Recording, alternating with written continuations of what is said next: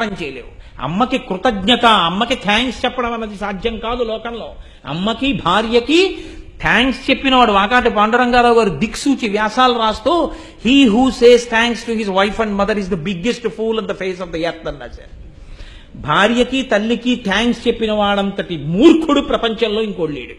ఏమి చెప్తావు? ఇంటి పేరు మార్చుకుంది, గోత్రం మార్చుకుంది, తన పుట్టింటిని విడిచిపెట్టింది, నీ ఇంటికి ప్రవేశించింది, నీకు భోగం ఇచ్చింది, నీ వంశాభివృద్ధిని తెచ్చింది, నీకు కొడుకునిచ్చింది, కూతురునిచ్చింది, నిన్ను ఇంత వృద్ధిలోకి తెచ్చింది, నీకోసం అహర్నిశలు తాపత్రయపడింది, ఆఖరికి నీ ఒళ్ళో తలపెట్టుకుని తాను చచ్చిపోవాలని కోరుకుంది. ఆవిడికి థ్యాంక్స్ ఏం చెప్తావు నువ్వు? నీకు జన్మనిచ్చింది, పెంచింది, పోషించింది, నీ చేతిలో కాలిపోదాం అనుకుంది ఇంకొక ఆవిడికి ఎలా థ్యాంక్స్ చెప్తావు? నువ్వు బతికున్నంత కాలం థ్యాంక్స్ చెప్పలేని వాళ్ళు ఇద్దరు. వాళ్ళిద్దరికీ నువ్వు రుణం తీర్చుకోలేవు. వాళ్ళిద్దరే ఒకరు తల్లి, ఒకరు భార్య. అంత గొప్ప స్థానాలు. ఇది తెలుసుకున్న వాళ్ళు భారతదేశంలో స్త్రీని పూజించారు. ఇది తెలియని పశ్చిమ దేశాలు భోగ వస్తువుగా చూసాయి. మన దౌర్భాగ్యం వ్యాలంటైన్స్ డే చేసుకుని మనం ఆ స్థితికి దిగజారిపోతున్నాం ఇవాళ.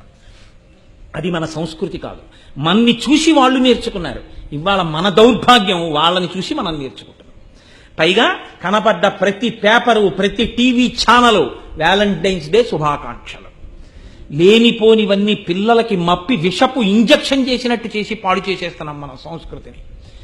ఇది మూకశంకరుల యొక్క ప్రజ్ఞ. అమ్మతనాన్ని చూసి ఆ చిరునవ్వు గురించి